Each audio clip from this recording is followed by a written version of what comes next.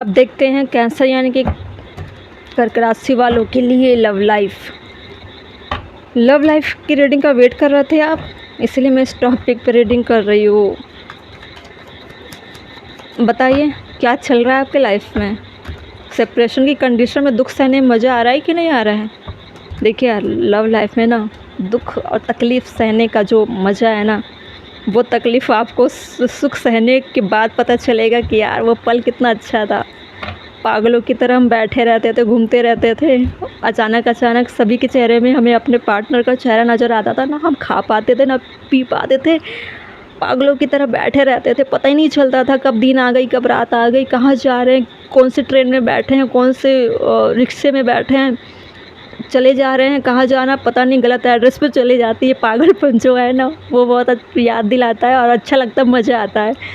और जो दर्द होते हैं ना सीने में दर्द, वो तकलीफ़ जो पूरे आग आग जलाती है अंदर सीने में, ठीक है, जिससे भूख प्यास तो ख़त्म हो जाती है, नींद भी गायब हो जाती है।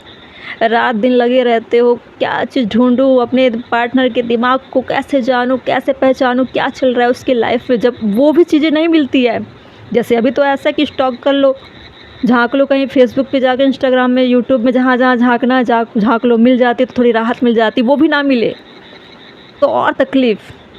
तो यही होता है प्यार। ये जो डिस्टेंस वाली प्यार की जर्नी है ना, तकलीफ़, इसे ही बोलते हैं प्यार। ये प्यार वाला दर्द। और जब ये भी पता चल जाए कि आपके पार्टनर का किसी और के साथ, तो ओहो, तब तो और प्यार में ना चाँप लग जाती है, नमक मिर्ची। फिर बदले की आग में ऐसे ऐसे आपके दिमाग में आइडियाज़ आते हैं कि क्या कर डालूँ मैं। सबके दो दो सींग निकल आते हैं सर में कि क्या कर लूँ मैं, अपने पार्टनर की हालत ख़राब कर दूँगी या कर दूँगा। ऐसे सबके पेरेंट्स विलन नज़र आते हैं, सबके पेरेंट्स अमरीश पुरी नज़र आते हैं। चलिए पूरा बैठ नहीं, मैं आपकी कंडीशन में हंसना नहीं चाहती। ये उन लोगों के लिए था जो इस टाइप लव लाइफ में जीवन गुजारते हैं, आपके लिए नहीं था। कैंसर राशि, कर्क राशि वालों के लव लाइफ में मुझे ऐसा लग रहा है आप अपने पार्टनर से मैरिज करना चाहते थे। आपके पार्टनर आपको बोल रहे थे कि कमिटमेंट दूंगा, तुमसे शादी करूंगा, लेकिन अभी तक आपको कोई भी कमिटमेंट नहीं मिला, ठीक है। वो ऐसा भी हो सकता है कि आपके पार्टनर की मैरिज हो गई है और आपको ये खबर मिलते ही बिल्कुल ऐसा लगा कि जैसे इतना बड़ा मेरे साथ धोखा हो गया, ठीक है, और आप उस दर्द से निकल नहीं पा रहे हो। मुझे ऐसा लग रहा है अभी रिसेंट में आपको पता चला होगा कि आपके पार्टनर की किसी और से मैरिज हो गई है और आप बहुत ज़्यादा गुस्से में हो इस वक्त। 3 ऑफ वैंड, आपने बहुत वेट किया उनका कि वो आएंगे, कमिटमेंट देंगे, मुझसे शादी करेंगे। इस तरह से आपको झूठा दिलासा देकर आपके पार्टनर रखे हुए थे। लगभग 3-4 साल का रिश्ता था आपका और आपके पार्टनर अभी तक नहीं आए, और आई खबरें तो आई कि उनकी मैरिज किसी और से हो गई, ठीक है। और या फिर ऐसा भी हो सकता है कि आप कमिटमेंट मांग रहे हो, आपके पार्टनर आपको कमिटमेंट देना नहीं चाहती, इसलिए आप अपने तलवार उठा कर रेडी हो चुके हो। मुझे रिश्ते में कमिटमेंट चाहिए तो चाहिए, अब ये रिश्ता ऐसे नहीं चलने वाला।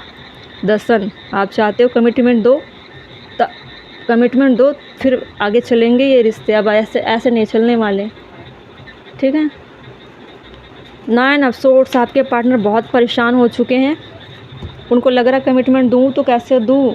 4 of swords, 4 of swords, 4 of bands, 444 की एनर्जी है। जाइए एंजल नंबर चेक करिए, देखिए क्या मैसेज आता है आपके लिए।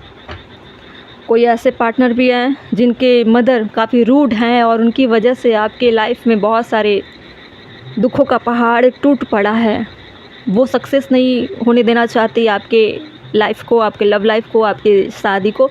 हाँ, जो मैरिज कर चुके हैं ना, उनके बीच में कोई ऐसी लेडी फिगर है जो आपके रिश्तों में रोड़े डाल रही है, या फिर जो मेल है, पर्सन है, उनके पार्टनर काफ़ी रूड हैं, काफ़ी प्रैक्टिकल है, काफ़ी झगड़ालू किस्म की हैं।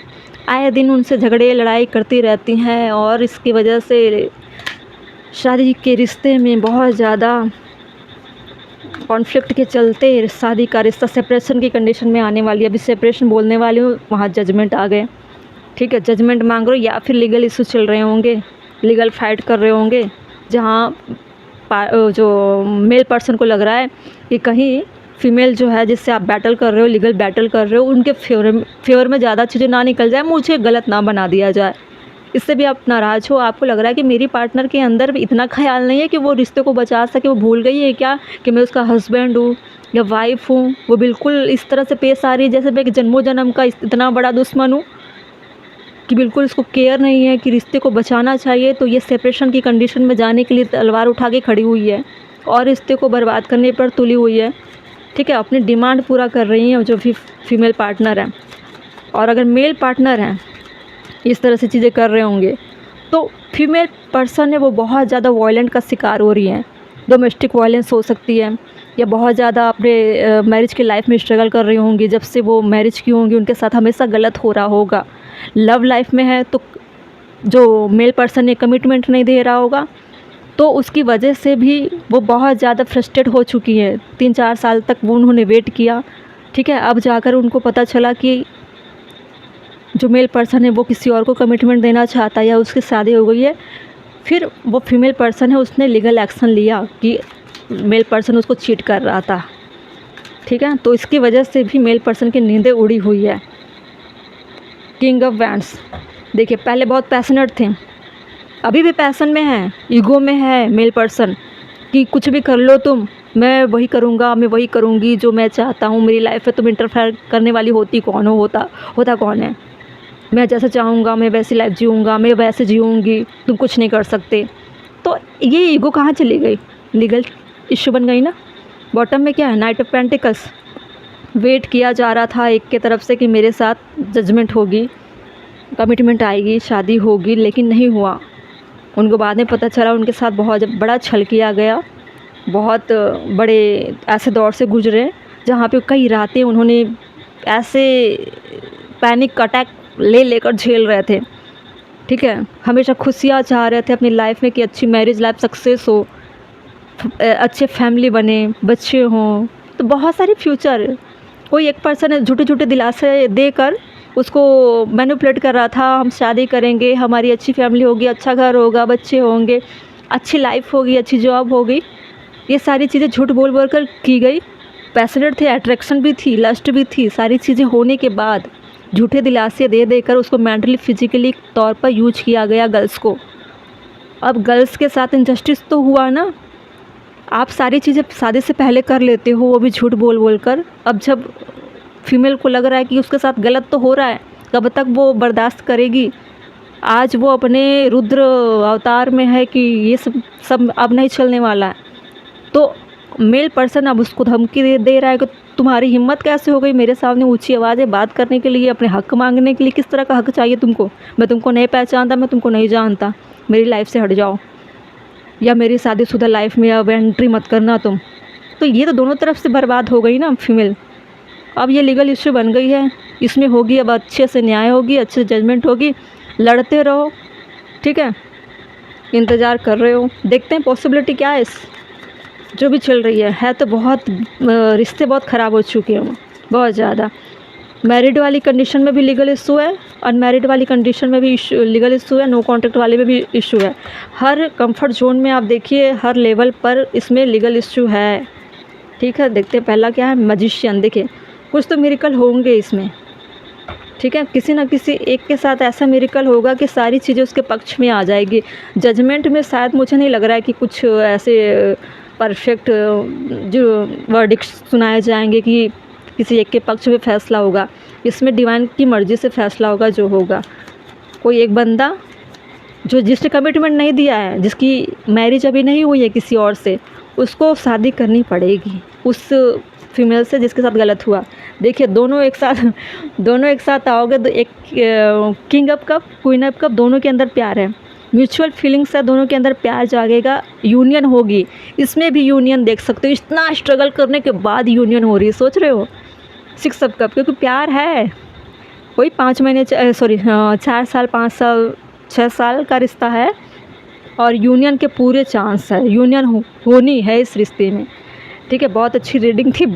शुरुआत जब मैं कर रही थी तो बहुत ज़्यादा ऐसा लग रहा था पता नहीं अब क्या होगा, लेकिन ये सारी कार्मिक चीज़ें थी, जर्नी थी, और आप दोनों सोलमेट की कंडीशन में थे। ठीक है। कार्मिक चीज़ें भी हैं कि सोलमेट में इतनी स्ट्रगल नहीं होती, कार्मिक चीज़ें थी और एक दूसरे के अहंकार ने ही इस रिश्ते को ख़राब किया, और चीटिंग ने, और छल कपट, झूठ बोल कर किसी को इस्तेमाल करना, ये इसके कारण भी ये रिश्ता बहुत ख़राब हुआ। अब मेल पर्सन है इस रिश्ते में सरेंडर करेगा, ठीक है। ऐसा नहीं है कि उसको किसी तरह से लीगल पनिशमेंट मिलेगी। फीमेल पार्टनर उससे बहुत प्यार करती है, वो नहीं चाहेगी अपने पार्टनर को कि पनिशमेंट उसको मिले। उसको रियलाइज़ हो चुका है मेल पार्टनर को कि वो उससे कमिटमेंट देगा, उससे प्यार करता है, दोनों का आपस में कंप्रोमाइज़ होकर एक दूसरे से यूनियन कर लेंगे, ऐसी कंडीशन है, ठीक है। घर की बात कहाँ चली गई, बाहर चली गई तो क्या हुआ, आखिर घूम फिर के दोनों को एक साथ होना पड़ा ना, ये ज़रूरी भी था। जब अगर दो लोगों के बीच बहुत ज़्यादा लड़ाई हो ना, तो तीसरे को लाना चाहिए लाइफ में, वो डिसीजन ले लेता है, समझ रहे हो। चलिए।